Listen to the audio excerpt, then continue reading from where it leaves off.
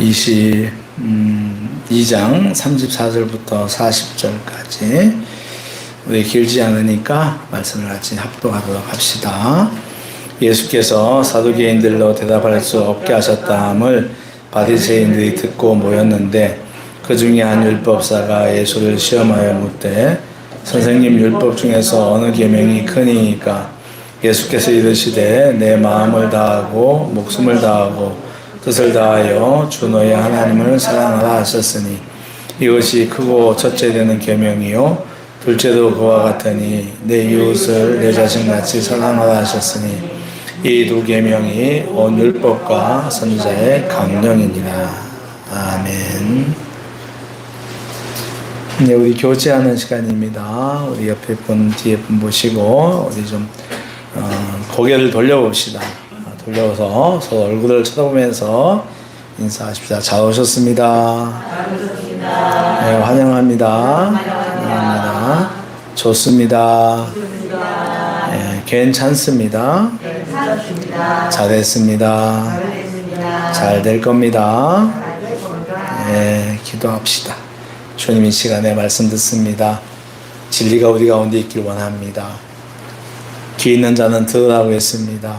하나님 귀를 가지고 왔으면서도 말씀을 듣지 못하는 우매한 귀들이 되지 않게 하시고 아버지 말씀이 선포되면 그 말씀이 내 귀로 들어오고 머리에서 가슴으로 역동하는 살아있는 영혼들 되게 하여 주시옵소서. 주의 말씀의 진리가 여기에 있습니다. 아버지 말씀 앞에 저희들 겸손하게 하시고 감사하게 하여 주시옵소서. 예수 그리스도의 이름으로 기도합나이다. 아멘. 할렐루야. 하나님께서 시간도 우리에게 말씀과 성령으로 함께할 줄로 믿습니다. 각 단체에는 그 단체에서 일하는 핵심 기능이 있습니다. 핵심이라고 하면 아마도 그 단체가 원하는 꿈과 비전 같은 것일 겁니다. 핵심 기능이라고 한다면 그 꿈과 비전을 이루기 위해서 가장 우선적으로 해야 하는 실천적인 행동들이겠지요. 세상에서 가장 작은 단체이며 모든 단체의 시작은 가정입니다. 그렇죠. 하나님은 가정을 통해서 하나님 나라를 이루십니다. 가정은 이 비전을 성취하기 위하여 양육이라고 하는 다른 어떤 것들보다 우선되는 기능을 가지고 있습니다.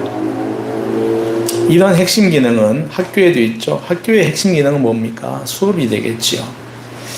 기업에도 있을 거예요. 기업의 핵심 기능은 뭘까요? 그건 실적이겠죠. 기업이니까. 군대에도 있고 교회에도 있을 겁니다. 아마 이 핵심 기능이 없는 곳은 없다. 그렇다면 교회, 우리가 여러분 예배드리는 이 교회 안에 핵심 기능이 무엇일까 하는 겁니다. 교회의 핵심 기능은 그 교회의 창시자이신 예수님의 활동에 근거합니다. 예수님께서 공생의 기간에 주로 어떤 일을 하셨는지 그리고 어떤 일을 많이 하셨는지 그 일이 교회의 핵심 기능, 핵심 활동이 되겠습니다. 예수님의 핵심 활동은 마태복음 4장에서 정답을 얻을 수가 있어요. 4장 23절에는 교회의 머리 되시는 예수님께서 세상에 계실 때, 공생애 때 하셨던 일들을 기록하고 있습니다. 한번 찾아볼까요? 4장 23절 우리가 잘 아는 내용인데 한번 찾아봅시다. 자, 마태복음 4장 23절.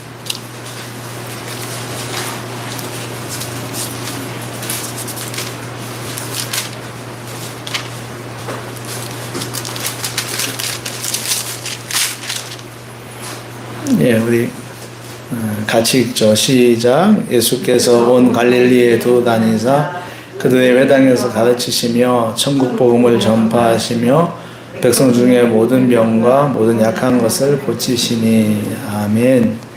자, 첫째는 말씀을 가르치는 일을 하셨다. 그렇게 돼 있어요. 그죠? 회당에 가르쳤다. 즉 교육입니다. 두 번째는 말씀을 선포했다고 했습니다. 천국 복음을 선포하셨다. 이것은 설교하셨다는 이야기겠지요. 그 셋째는 백성들의 모든 병과 모든 약한 것을 고쳤다 그럽니다. 다시 말하면 이 대사회적인 이웃사랑 봉사를 하셨다, 이런 얘기가 되겠어요. 어느 시대를 막론하고 교회라면 이 세 가지 기능을 꼭 수행해야 합니다. 가르쳐야 되고요, 설교해야 되고, 선포해야 되고, 이웃에 대한 사랑을, 봉사를 해야 합니다. 예수 그리스도의 복음 선포, 또 진리에 대한 교육, 훈련, 그리고 어려운 이웃을 섬겨야 하는 것입니다. 오늘은 우리 진검다리 교회 철학 네 번째로 지역을 섬기는 교회에 대한 하나님의 말씀을 들어보도록 하겠습니다. 오늘 본문에는 한 율법사가 예수님께 모세 율법 중 어느 계명이 크냐고 묻습니다. 여기서 크냐는 말은 뭐 계명이 이렇게 크고 작고 이런 차이가 아니라 어느 것이 제일 중요합니까? 라고 하는 거예요. 그러니까 모세 율법 가운데 어느 계명이 제일 중요합니까? 라고 물은 거예요. 그때 예수님께서 하시는 말씀이 내 마음을 다하고 목숨을 다하고 뜻을 다하여 주 너희 하나님을 사랑하라 하셨으니 이것이 크고 첫째 되는 계명이다. 둘째도 그와 같다. 내 이웃을 내 자신같이 사랑하라 하셨으니 이 두 계명이 온 율법과 선지자의 강령이다. 핵심이다. 이런 이야기겠죠. 그리스도인이라면 귀에 딱지가 앉을 만큼 많이 들었던 하나님 사랑, 이웃 사랑입니다. 이 계명이 제1과 제2 계명입니다. 하나님을 마음과 목숨과 뜻을 다해 사랑하라는 말이 이것이 먼저인 것은 하나님을 사랑하고 경외하는 것이 이웃 사랑의 근거가 되기 때문입니다. 하나님에 대한 사랑이 먼저 되어야, 그리해야 내 이웃을 진정으로 사랑할 수 있기 때문입니다.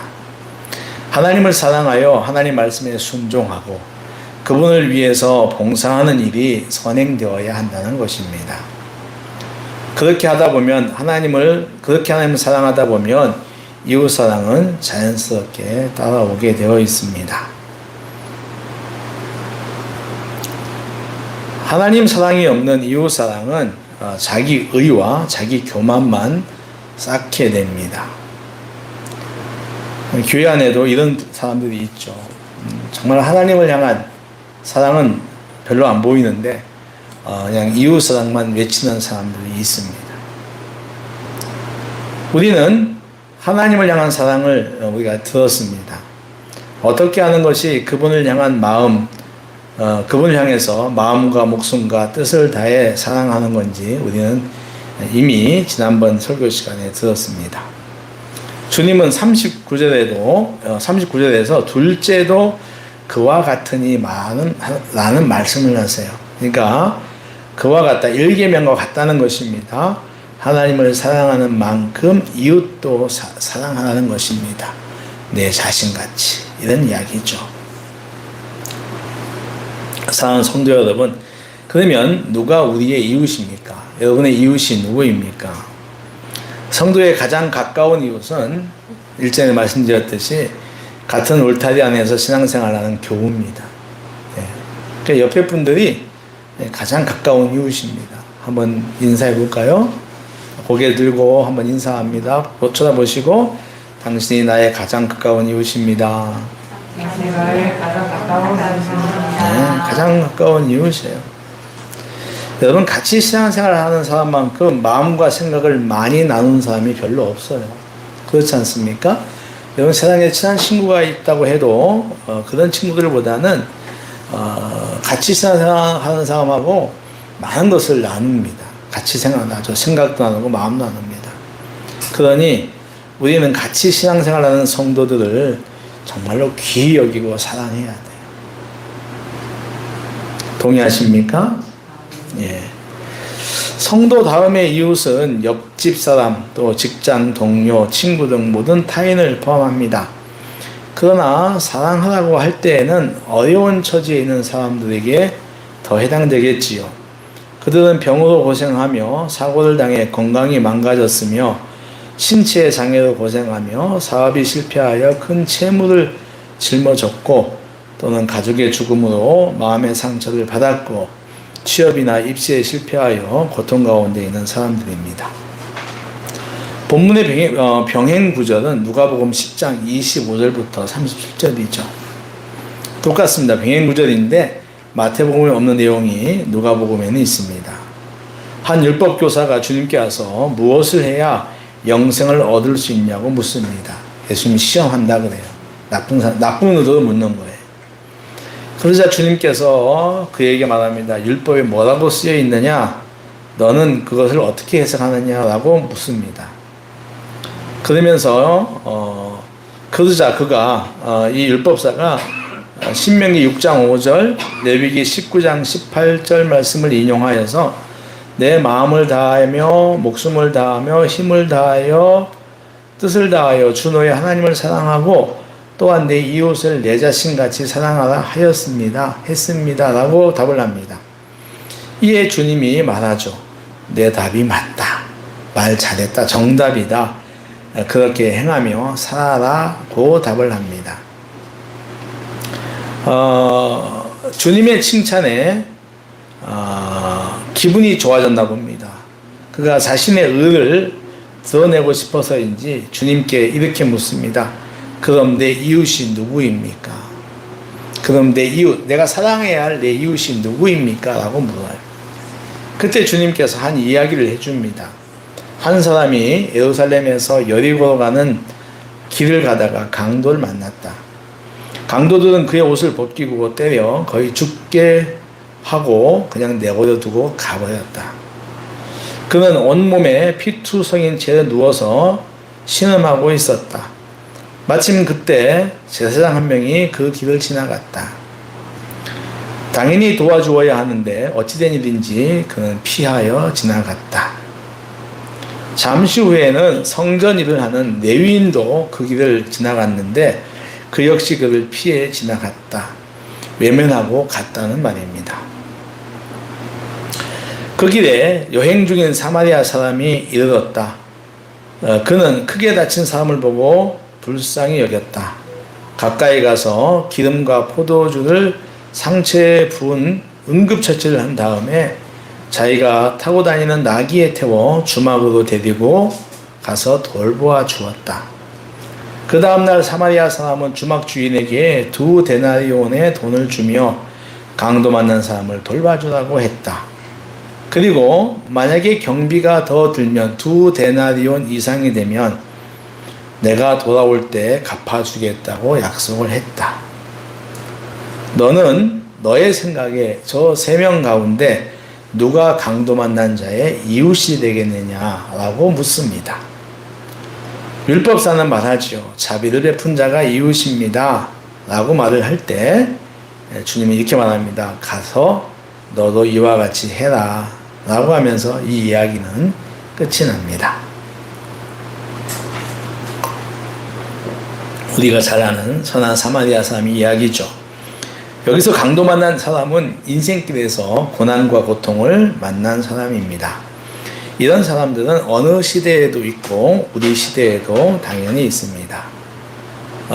질병이나 사고로 몸에 염증과 통증으로 고통받고 있는 환자들, 쇠약한 몸을 가지고 외롭게 혼자 살아가는 노인들, 또 몸의 한 부분에 이상이 있는 장애인들, 한 번의 잘못됨으로 감옥에 가 있는 사람들, 또 돈이 부족하여 늘 가난에 시달리는 사람들, 돈을 벌기 위하여 조국을 떠나서 한국에 와 있는 이방인들, 하지 않거나 먹지 않으면 금단 현상에 시달리는 각종 중독자들, 취업이나 사업에 연이어 실패하여 자질에 빠진 사람들, 그런가 하면 의식주는 부족하지 않지만 사람과의 관계에서 마음이 병든 사람도 많이 있습니다. 사랑하는 사람을 죽음으로 잃어버려 마음이 텅 비어있는 사람들, 세대 간의 의견 충돌로 서로 등을 돌려버린 부모와 자식들, 믿었던 친구에게 배반을 당한 사람들, 또 자살의 위협 앞에 늘 놓여있는 우울증 환자들, 이들 모두가 우리 시대에 강도 만난 사람이며 고아와 가부들입니다. 교회의 관심은 늘 거기에 가 있어야 합니다. 설교가 있어야 합니다. 교육도 있어야 합니다. 그리고 구제도 있어야 합니다. 이 셋은 비중의 차이만 약간 있을 뿐 너무 치우쳐서는 안 됩니다. 그러나 아쉬운 것이 있습니다. 교회 밖 구제는 교회의 외형을 키우는데 말씀과 교육만큼 영향을 주지 못합니다. 교회 밖 사람들 구제하는 거 많은 사랑을 많은 시간 베풀어야 합니다. 그래서 이 구제를 소홀히 하는 교회들이 있습니다. 구제를 그냥 액세서리 정도로 여기는 것 같습니다.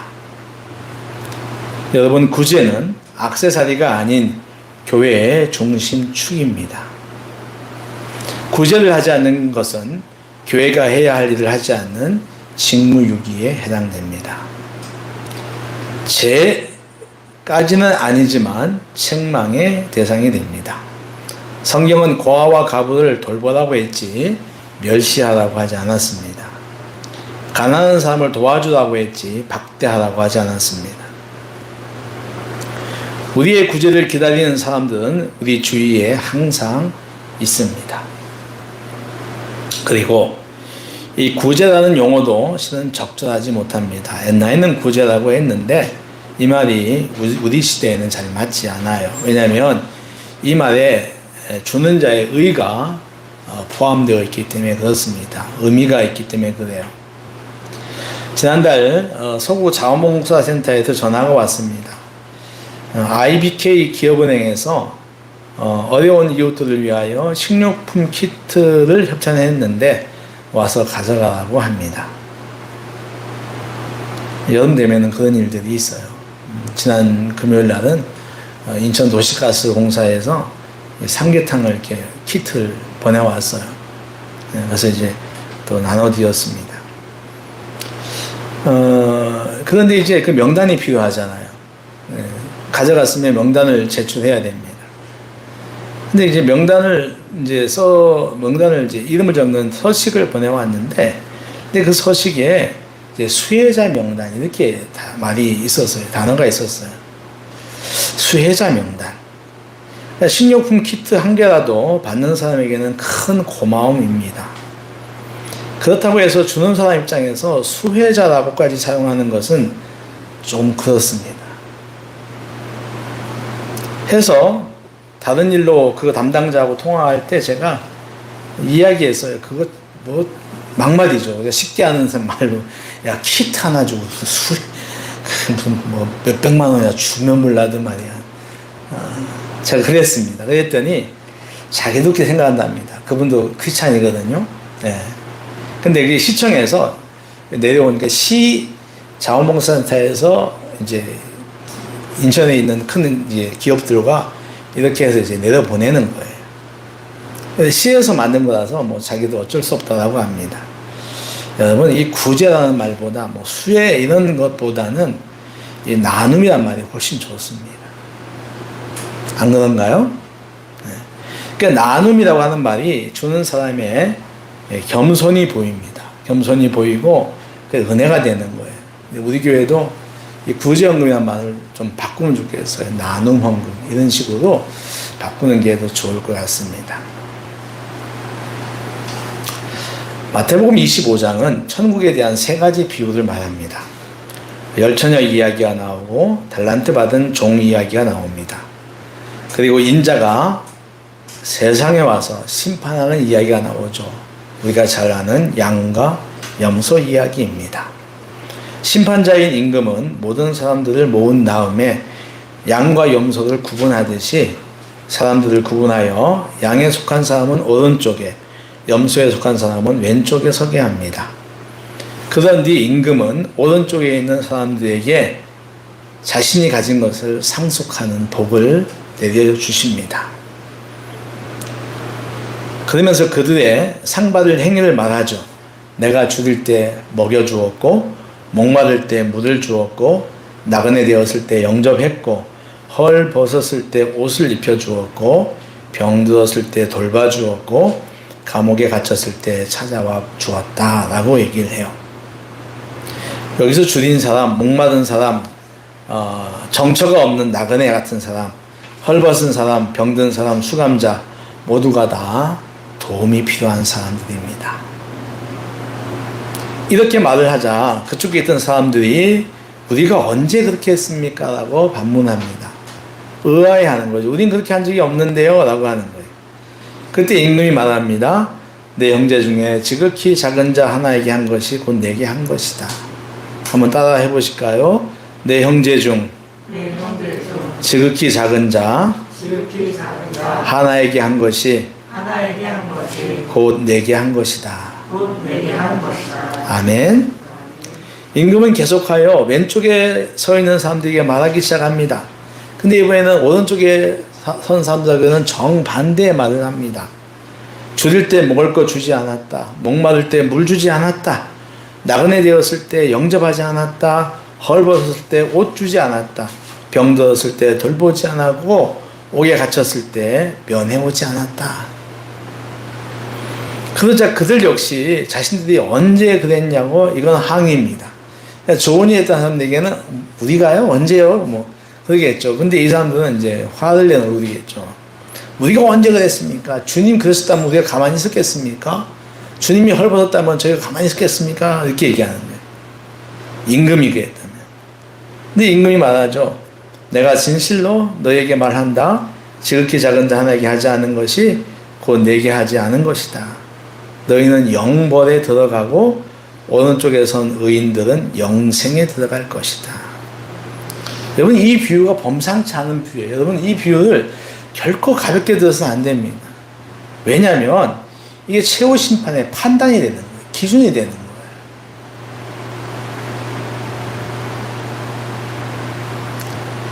그러니까 또 주님이 하신 말씀이잖아요. 그러니까 지극히 작은 자에게 내가 어떻게 하는가가 굉장히 중요하다는 것을 우리는 이 구조, 이 내용을 통해서 잘 알아야 하겠습니다.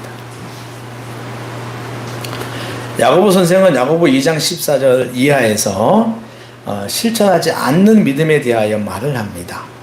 사람이 믿음이 있다면서 행함이 없으면 무슨 유익이 있느냐? 그 믿음이 능히 자신을 구원할 수 있느냐? 그러면서 이런 말을 합니다. 만일 형제나 자매가 헐벗고 일용할 양식이 없는데 너희 중에 누가 그 사람에게 이르기를 평안하세요? 옷 따뜻하게 입으세요. 배부르게 잡수세요. 라고 하면서 몸에 쓸 것을 주지 않으면 무슨 유익이 있겠느냐. 이와 같이 행함이 없는 믿음은 그 자체가 죽은 것이다. 라는 말입니다. 여기서 유익이 있겠느냐 할 때 이거 유익의 대상은 받는 자와 나누는 자 모두에게 해당됩니다. 받는 자가 말만 하면 무슨 유익이 있겠느냐. 또 말만 하는 그 사람은 무슨 유익이 있겠느냐. 그 영혼이 무슨 유익이겠냐는 거예요. 그러니까 받는 자에게 전혀 도움이 되지 않고 주는 자의 마음과 인격, 영혼에도 전혀 도움이 되지 않는다. 그러니까 실천하지 않으면 아무리 좋은 것도 유익하지 않는다라고 하는 것입니다. 이 말씀은 우리 믿음의 행위에 대해서도 해당할 수가 있어요. 이런 거죠. 믿음이 있다면서 예배 참석하지 않습니다. 믿음이 있다면서도 기도하지 않습니다. 말씀 읽지 않고 말씀에 순종하지 않습니다. 성도의 교제의 자리에 참석하지 않습니다. 주님의 몸된 교회를 위해서 봉사하지 않습니다. 드리지도 않아요. 믿음이 있다 하면서 이게 유익한 것인가? 우리는 생각을 해봐야 되겠습니다. 이런 신앙생활은 하나님을 기쁘시게도 못하고 자신의 신앙에도 유익을 주지 못합니다. 결국 이것입니다. 내가 행하느냐 하지 않느냐예요. 길에서 강도를 만나 다치고 쓰러진 사람을 보고 제사장과 주의 일을 한다고 하는 제사장과 레위인은 모른 척합니다. 이유가 없지 않았겠죠. 괜히 잘못 관여했다가 일이 커지고 내 일정도 바쁠 수가 있습니다. 내 시간이 결국 나를 위해서 행하지 않았다는 거예요. 내 유익을 위해서 하지 않았다는 거예요. 그러나 사마리아인은 그렇지 않습니다. 그리하여 그는 선한 이웃으로 대표되고 있습니다. 한국을 대표하는 NGO 가운데 굿네이버스가 있습니다. 굿네이버스는 선한 이웃이란 뜻이죠. 그죠? 이일화 목사님이 세우신 NGO인데 지금도 한국을 대표하고 있는 NGO 가운데 하나입니다. 그 이일화 목사님이 이름을 갖다가 이제 굿네이버스라고 지은 이유가 있습니다. 그러니까 선한 그리스도인들이 선한 이웃이 되지 못하고 있다는 거예요. 교회 안에서는 서로 뭐 사랑합니다 나가는데 교회 바깥으로 볼 때 정말 그 고통받는 사람들에게 선한 이웃이 교인들이 하고 있나 교회인가라고 하는 거예요. 그래서 그분이 이제 굿네이버스라고 지었다고 하는 이야기가 있습니다. 우리는 행해야 됩니다. 어려운 사람들 향해서 우리는 손을 뻗어야 됩니다. 우리가 나눌 수 있는 통로는 무엇일까요? 무엇보다도 관심이 우선 필요할 겁니다. 이 관심이라고 하는 것은 내 마음과 생각을 나누는 거예요. 그러니까 내 마음과 내 생각 속에 그 어려운 사람들에 대한 관심이, 생각이 있는 거예요. 그 다음에 뭘까요? 관심이 있으면 기도해야 되겠죠. 기도하는 겁니다. 이는 일시적인 것을 벗어나 마음과 생각이 깊어지는 겁니다. 더 깊어지는 거겠죠. 아, 저분을 내가 도와야 되겠다. 저 단체를 도와야 되겠다. 내가 나눠야 되겠다. 이런 마음이 깊어지는 걸 겁니다. 그리고 더 나아가서 참여하는 것입니다. 위로가 필요한 사람에게 찾아가 위로를 하고 격려가 필요한 사람에게 찾아가서 격려를 하는 것입니다. 재능이 필요한 사람들에게 재능을 제공해 주는 거고 물질이 필요한 사람에게는 내가 가진 물질을 나누어 주는 것입니다. 이것이 행동하는 것입니다. 말씀을 정리하겠습니다. 우리의 이웃사랑은 어느 정도인지 보려고 해요. 주님의 공생의 활동의 중요한 축이었던 이웃사랑, 아주 중요하죠. 징검다리 교회는 교회 밖 이웃사랑은 어떠할까요? 어느 정도일까요? 2012년 3월 예배를 시작한 징검다리는 1년이 지난 2013년도 가을에 이웃사랑을 위한 자원봉사단을 만들었습니다. 첫해 그 강남에 있는 아는 웨딩업자를 통하여서 사진팀이 와서 노인들 영정사진을 찍어 드렸습니다. 그리고 김포에 있는 요양원에 가서 우리가 이제 웃음 치료도 하고 레크리에이션도 하고 그랬습니다.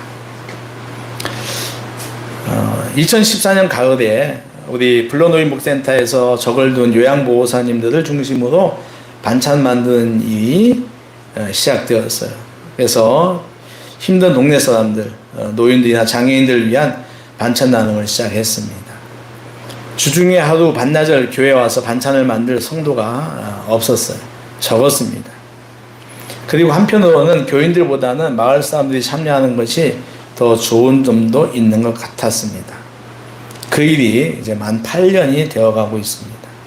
자리를 잡았고요. 또 그 비용 충당을 위해서 겨울에는 붕어빵을 굽기도 합니다. 그 즈음에 외국인 이주 노동자를 위한 한국어교실도 시작되었습니다. 네팔 노동자를 중심으로 시작을 했죠. 이방인을 향한 이웃사랑은 어제도 우리는 한국어교실을 했습니다. 작년부터는 마음이 병든 사람들이 자살에 이르지 않도록 생명사랑운동을 시작했습니다. 이 외에도 필요에 따라 장학일도 하고 또 6월부터는 어르신들 찾아가는 이발봉사도 시작했습니다. 교동이 어려운 분들에게 집에 가서 이제 머리 깎아드리는 거예요. 매주 논하고 있습니다. 그리고 또는 이방인을 위한 권리 보호하고 또 긴급 생계 구조도 우리가 하고 있습니다. 바깥 사람들은 징검다리 교회가 크다고 오해합니다. 그러다가 교회를 이야기하면 그들이 많이 놀랍니다. 그러나 아쉬운 것은 정작 우리 성도들의 참여입니다. 제가 나눈 일을 하면서 기쁠 때가 있습니다. 그 자리에 우리 성도들이 있는 것입니다. 그때는 목사가 하는 것이 아니라 우리 교회가 하는 것 같습니다. 그래서 기분이 참 좋습니다. 반찬 나눔, 한국어교실, 생명사랑운동. 그럼 우리 교회가 성도들이 참여하지 못하면 무엇으로 우리가 그들을 봉사를 돕는다는 거죠. 지금 우리의 수준은 장소를 제공하고 공과금 정도 내주는 겁니다. 봉사단에서 쓰는 전기와 가스비 정도 부담하는 거예요. 여러분 공과금이라고 해봐야 얼마 되지 않습니다. 중요한 것은 교회 차원에서 봉사단에 재정 지원을 못하고 있다는 것입니다. 교회 차원에서의 나눔이 없다는 것은 가끔 저를 놀라게 하고 슬프게 합니다. 교회 재정이 그만큼 적다는 거죠. 봉사단 재정은 외부 사람들의 후원으로 연 1천만 원 이상 지출이 되고 있습니다. 그래서 지난 연초에 제가 봉사단 후원을 부탁드렸더니 현재 3분이 개인적으로 참여를 하고 있습니다. 감사한 일이지만 많이 부족합니다. 봉사단 일에 참여하지 못하는 삶의 환경들이 있을 것입니다. 우리의 삶이 평일에 여유가 적기 때문입니다. 그럼에도 마음과 생각을 두기를 놓쳐서는 결코 안 됩니다. 그리고 그 마음을 봉사단을 위한 나눔 헌금으로 드릴 수 있어야 합니다. 우리 교회는 나눔 헌금을 더 많이 드려야 합니다.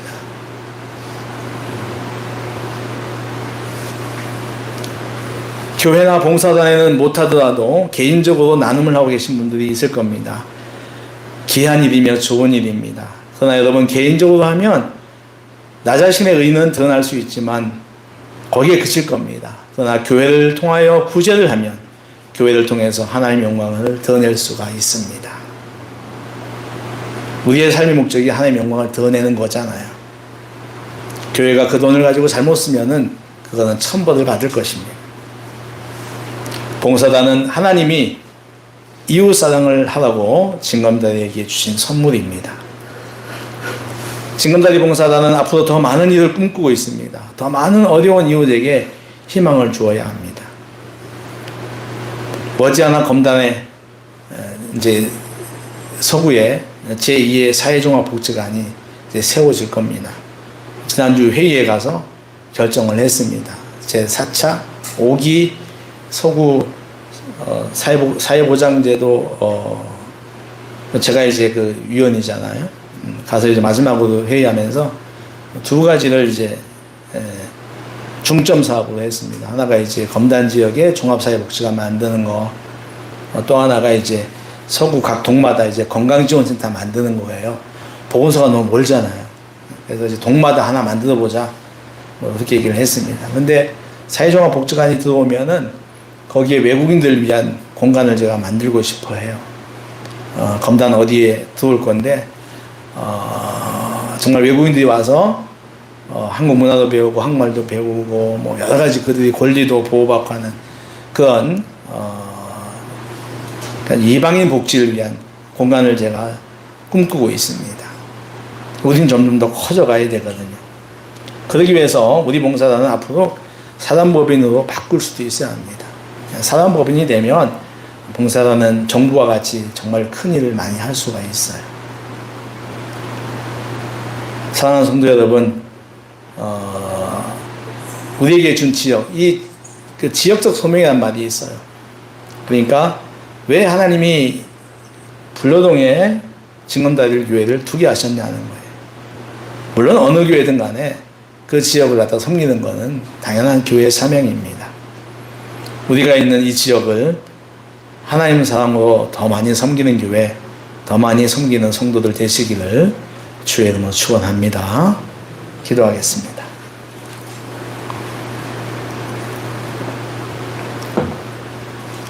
하나님 아버지, 오늘도 저에게 주신 말씀을 잘 들었습니다. 저희들이 주신 말씀을 저희들이 쉽게 흘려보내지 않게 하시고 정말 아버지 하나님 마음에 담고 또 아버지 하나님 그 일을 교훈으로 삼아 실천하는 저희들 되게 하여 주시옵소서. 아버지 하나님 어려운 이웃을 지역의 어려운 이웃을 섬기는 일, 아버지 하나님 이 일이 주님께서 하신 중요한 일 가운데 하나였음을 깨닫고 더욱더 아버지 하나님의 어려운 이웃들에게 관심을 가지고 그들에게 나눌 수 있는, 그들을 도울 수 있는 징검다리 교회가 되게 하여 주시옵소서. 우리 주 예수님의 이름으로 기도하옵나이다. 아멘. 452장 선언하겠습니다.